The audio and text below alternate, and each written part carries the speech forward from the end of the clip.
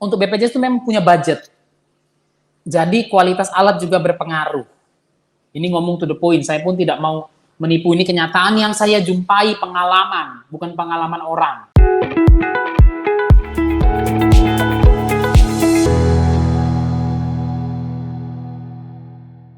Kalau misalkan alat bantu dengar itu kan nanti diperiksa dulu oleh dokter yang ringan, sedang, beratnya itu dengan alat yang namanya audiometri ya dok ya.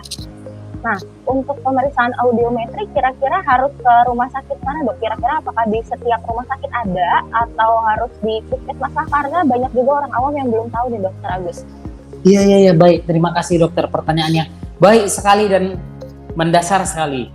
Jadi untuk tes pendengaran belum tentu rumah sakit punya.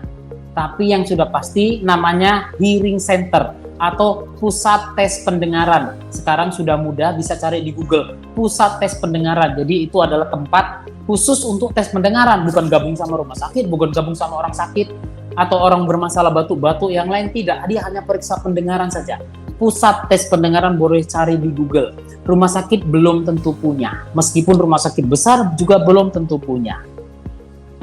Baik dok, kemudian apakah ditanggung BPJS dok untuk pemeriksaan seperti itu? Dan alat bantu dengarnya ditanggung BPJS tidak dok? Banyak ya pertanyaan seperti itu. Baik, untuk tes pendengaran, kalau kebetulan rumah sakitnya punya, kan saya bilang belum tentu punya, tapi bisa saja punya, rumah sakit BPJS punya. Kalau punya, itu pemeriksaan ditanggung. Dan kalau untuk bayi-bayi yang gangguan pendengaran, ada pemeriksaan khusus namanya OAE, BERA, ASSR. Kalau rumah sakitnya punya, itu BPJS juga tanggung untuk pemeriksaan anak-anak yang terlambat bicara, anak-anak yang ini udah 3 tahun kok sedikit ngomongnya ya, atau dipanggil nggak noleh ya. Kalau rumah sakitnya ada alat tes pendengaran untuk bayi, itu bisa. Karena pendengaran bayi dan pendengaran dewasa alatnya untuk memeriksanya beda. Untuk alat bantunya, setahu saya bisa saja salah. Tapi yang pernah saya tahu ada pasien itu ada rumah sakit, ini ada beberapa variasi. Ada rumah sakit yang langsung menyediakan alat. Tetapi untuk BPJS itu memang punya budget.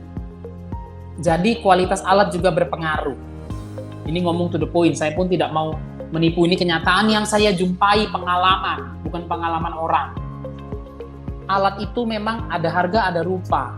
Jadi kalau yang BPJS punya, mungkin untuk gangguan ringan sampai dekat sedang masih mampu, oke, nggak masalah.